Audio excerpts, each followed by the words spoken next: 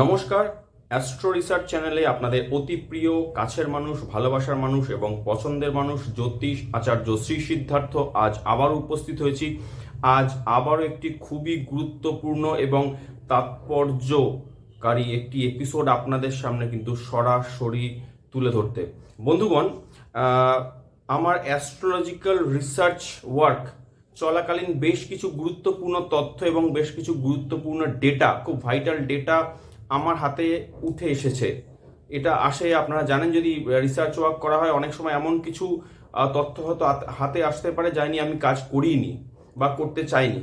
তো সেই ডেটাগুলি আমি জনগণের জ্ঞাতার্থে, দেশের স্বার্থে এবং অবশ্যই সমাজসেবার একটি অঙ্গ হিসেবে আপনাদের সামনে সেই ভীষণই গুরুত্বপূর্ণ তথ্য এবং আলোচনা তুলে ধরতে চলেছি। বন্ধুগণ, আমার আজকের আলোচনার মূল বিষয় হলো দেশের মাননীয় প্রধানমন্ত্রী নরেন্দ্র মোদীজির জন্য খুবই কঠিন সময় আগামী বেশ কিছুদিন, এবং উনি কি এই কঠিন সময় কাটিয়ে উঠে কি সার্ভাইভ করতে পারবেন, এই হলো আমার আজকের আলোচনার মূল বিষয়। তো বন্ধুগণ, আমি আমার মূল আলোচনায় প্রবেশ করার আগে আরও একবার আপনাদেরকে আমি অনুরোধ করব, যারা আমার চ্যানেলের নিয়মিত দর্শক শ্রোতা বন্ধু এখনো পর্যন্ত চ্যানেলটিকে সাবস্ক্রাইব করে ওঠেননি, তারা নিয়মিতভাবে অ্যাস্ট্রোলজিক্যাল রিসার্চ ওয়ার্ক পাওয়ার জন্য অবশ্য করে চ্যানেলটিকে সাবস্ক্রাইব করে পাশে থাকবেন, সাথে সাথে লাইক, কমেন্ট, শেয়ারও করবেন। তো বন্ধুগণ, চলুন প্রবেশ করি আজকের মূল আলোচনায়। বন্ধুগণ, আপনাদের মনে থাকবে যে জুন মাসে যখন মঙ্গল সিংহ রাশিতে মঘা নক্ষত্রে গোচর করছিল, সেই সময় আমি বলে দিয়েছিলাম যে মাননীয় প্রধানমন্ত্রী নরেন্দ্র মোদীজির কিন্তু বৈনাশিক তারা অ্যাক্টিভেটেড হতে চলেছে। এবং আপনাদের বলি যে ওনার কোট চক্রতেও প্ল্যানেটারি পজিশন কিন্তু খুব একটা শুভদায়ক ছিল না। ফলে এটা বলেছিলাম যে আগামী বেশ কিছুদিন কিন্তু নরেন্দ্র মোদীজির জন্য বেশ সময় কিন্তু শুভকর নয়।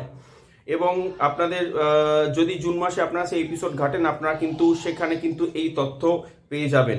আমি আলোচনা এটা করেছিলাম যে সেপ্টেম্বর অনওয়ার্ডস ভারতবর্ষের জন্য মঙ্গলের মহাদশা শুরু হতে চলেছে। আপনারা যারা আমার পুরনো এপিসোড দেখেছেন তারা জানেন যে নরেন্দ্র মোদীজির চার্ট ওয়াইজও কিন্তু মঙ্গলের মহাদশা চলছে।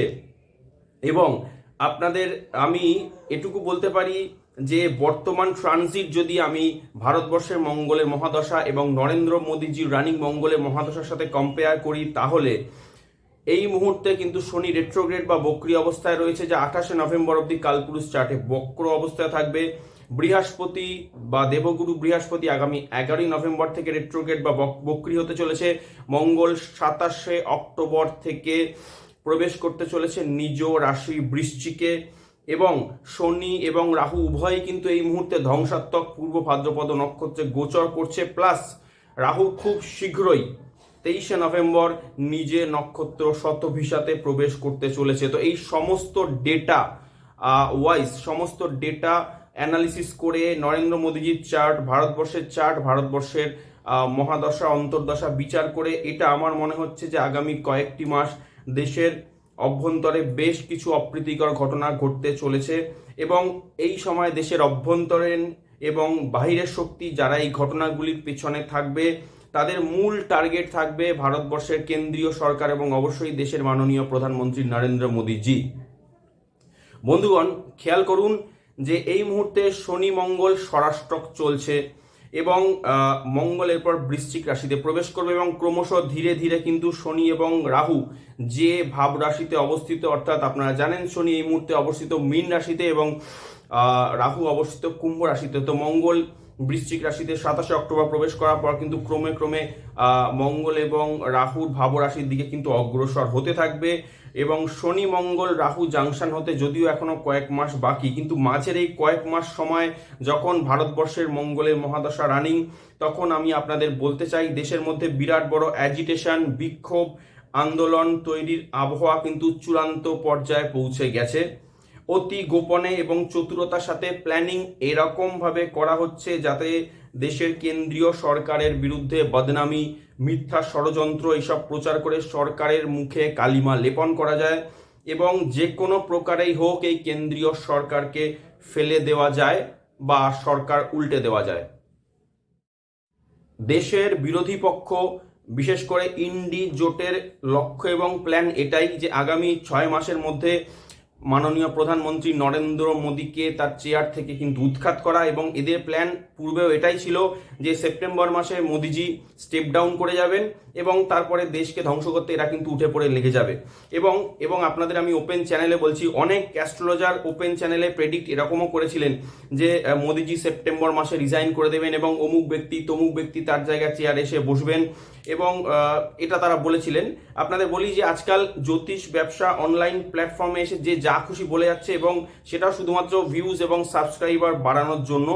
এবং আপনাদের বলি ইউটিউব প্ল্যাটফর্ম এখন এরকম বেশ কিছু অসাধু ভুইফোর জ্যোতিষীদের জন্য কিন্তু সম্পূর্ণ সার্কাসে পরিণত হয়েছে এখন। এবং খেয়াল করে দেখবেন যে যে সমস্ত অ্যাস্ট্রোলজার যারা মোদিজির রেজিগনেশন এবং সেপ্টেম্বর মাসে বা মোদিজির চেয়ার থেকে সরে যাওয়া নিয়ে বড় বড় আওয়াজ দিয়েছিলেন, তারা কিন্তু এখন সম্পূর্ণ নিরুদ্দেশ হয়ে গেছেন, তাদেরকে কিন্তু আর খুঁজে পাওয়া যাচ্ছে না। এবং আপনাদের বলি যে আমার তো মনে হচ্ছে যে ভারত বিরোধী শক্তির থেকেও এরকম ভুইফোর অ্যাস্ট্রোলজারদের দল, তারাই যেন দেশের সরকারকে উৎখাত করতে কোমর বেঁধে নেমে পড়েছে। যাই হোক, মূল পয়েন্টে আবারও চলে আসি।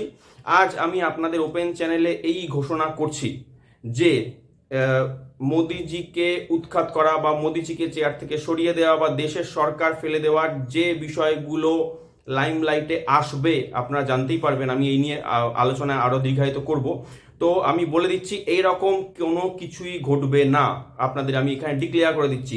এবং মোদিজিকে, হ্যাঁ এটা সত্যি কথা, মোদিজিকে টার্গেট নিশ্চয়ই করা হবে, এবং এটা এক একবার মনে হতেও পারে যে সরকারের বিপক্ষে বড় আন্দোলন বা মুভমেন্ট খাড়া করার জন্য তীব্র গতিতে প্রচেষ্টা চালানো হচ্ছে, এবং সেটা কিন্তু বিভিন্নভাবে কিন্তু করা হতে থাকবে, কিন্তু কোনোভাবেই কিন্তু আপনাদের এটুকু আমি এখানে ডিক্লেয়ার করছি যে মোদিজিকে চেয়ার থেকে সরানো সম্ভব হবে না বা দেশের সরকারকে ফেলে দেওয়া সম্ভব হবে না। আলোচনায় চলে আসি। শনির পজিশন দেখে মনে হচ্ছে যে আমি আপনাদের বলছি যে ফার্মার্সদের মধ্যে কোনো একটি নতুন করে মুভমেন্ট তৈরি প্রচেষ্টা হবে।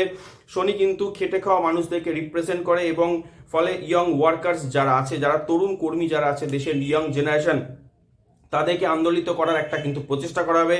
আপনারা জানেন যে শনি মঙ্গলের এই মুহূর্তে কিন্তু স্বরাষ্ট্র চলছে, এবং তাদের ষষ্ঠ অষ্টম পজিশন দেখে এটুকু আমার মনে হচ্ছে যে জাতি ধর্মের মধ্যে নতুন করে কিন্তু বিদ্বেষ হানাহানি সৃষ্টি করার প্রচেষ্টা হবে। এরকমভাবে হতে পারে যে তুমি হায়ার ক্লাস, তুমি লোয়ার ক্লাস, এরা SC ST ও OBC, এভাবে কিন্তু একটা প্রচেষ্টা কিন্তু করা হবে, এবং যার উদ্দেশ্য একটাই থাকবে যে হিন্দু সমাজকে ভেঙে দেওয়া। আপনারা জানেন যে অ্যাকচুয়ালি হিন্দু সমাজই হলো মোদিজির মূল ব্যাকবোন বা পেছনের কিন্তু সাপোর্ট। তাহলে এই একক শক্তিকে ভেঙে দেওয়ার প্রচেষ্টা করার অর্থ হচ্ছে একটাই, যে আমি দেশের যে মূল সরকার তাকে, কেন্দ্রীয় সরকারকে দুর্বল করে দেওয়া বা সরকার ফেলে দেওয়া।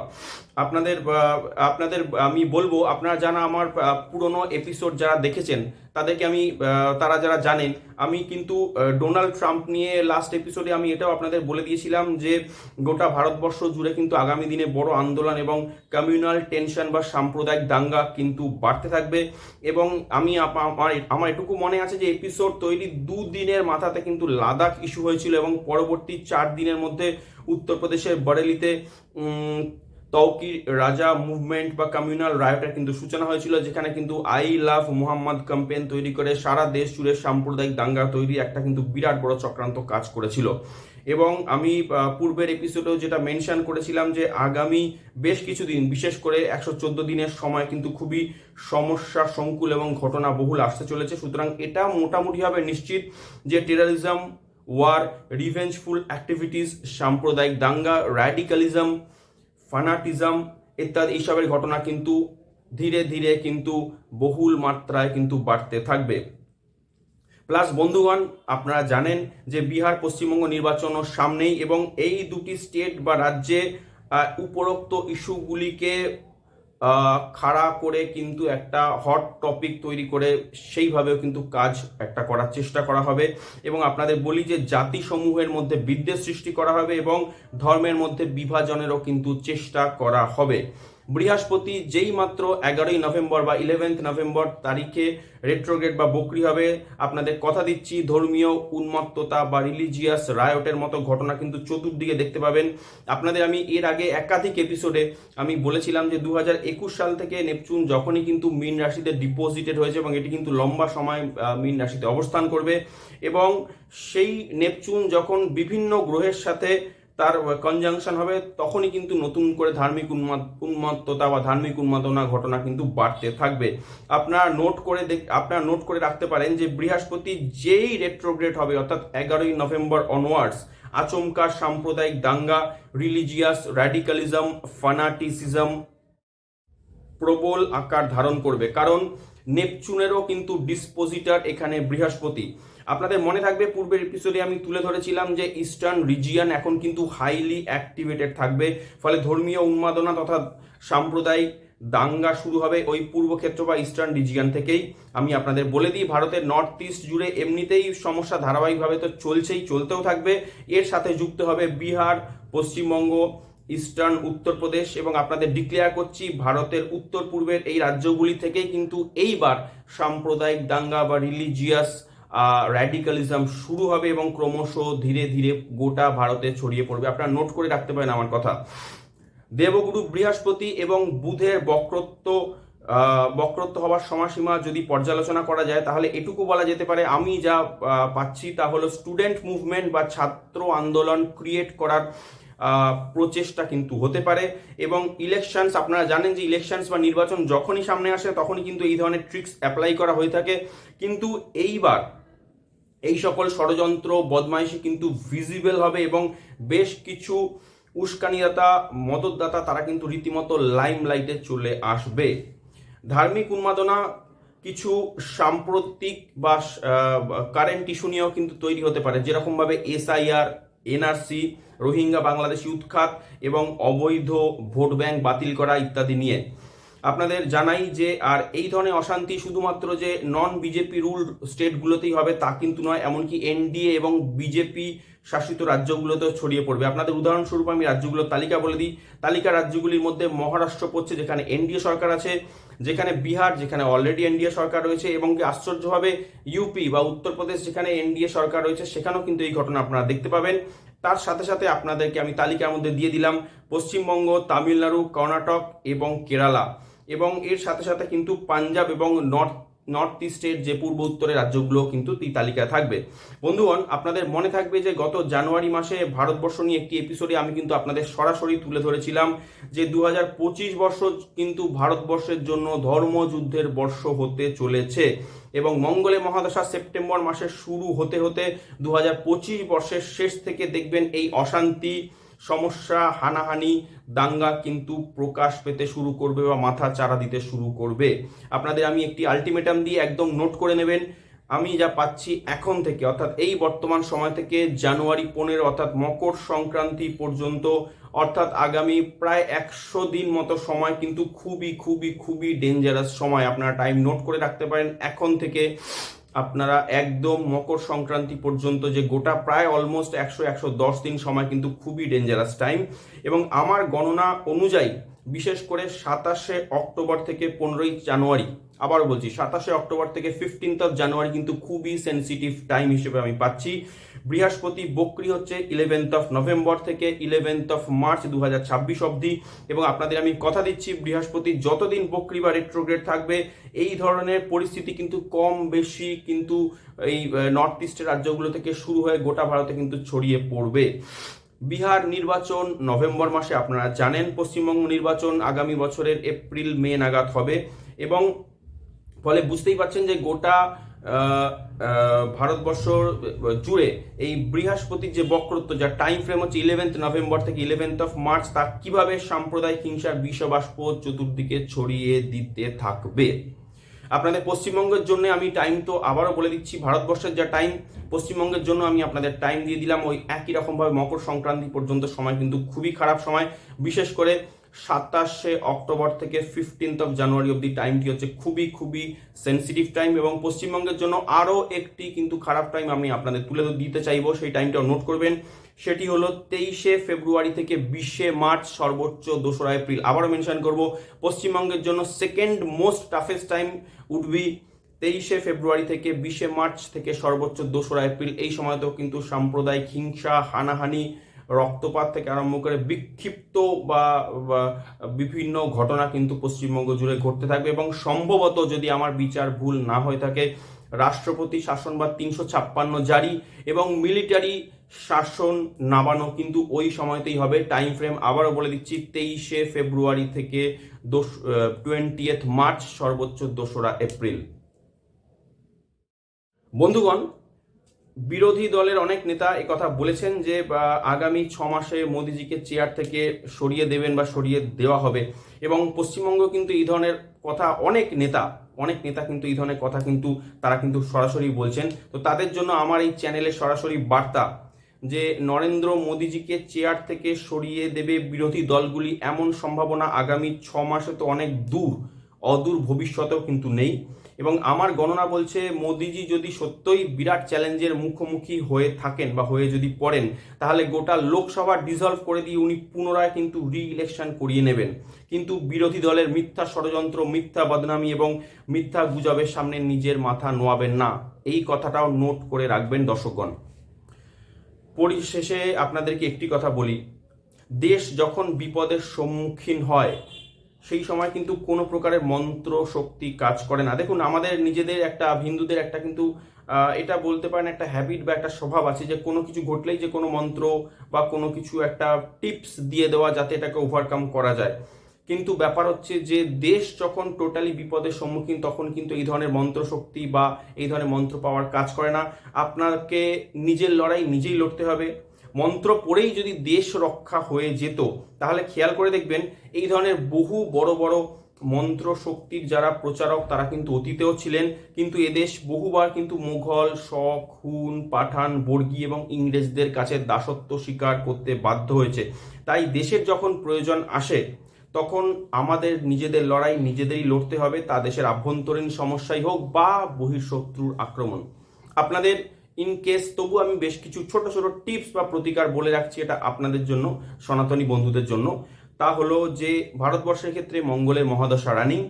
আপনাদের বলবো যে ভগবান কার্তিকেয়, যিনি হলেন যুদ্ধের দেবতা, যুদ্ধ বিগ্রহের দেবতা এবং অবশ্যই কিন্তু দেব সেনাপতি, ভগবান কার্তিকের পূজা করুন, শক্তি আরাধনা করুন। কয়েকদিন পরেই কিন্তু আমাদের আদ্যা শক্তি মা কালী কিন্তু তিনি আসছেন। তো শক্তি আরাধনা করুন, মা কালী পূজা করুন, মা দুর্গা পূজা করুন, জগদ্ধাত্রী পূজা করুন, মা চণ্ডীকে পূজা করুন, হনুমান চালিসা পাঠ করুন, শ্রবণ করুন, ভজন করুন, কীর্তন করুন, শনি মঙ্গলবারে হনুমান মন্দিরে পূজা দিন এবং বিষ্ণু সহস্রনাম পাঠ, শ্রবণ, ভজন করুন।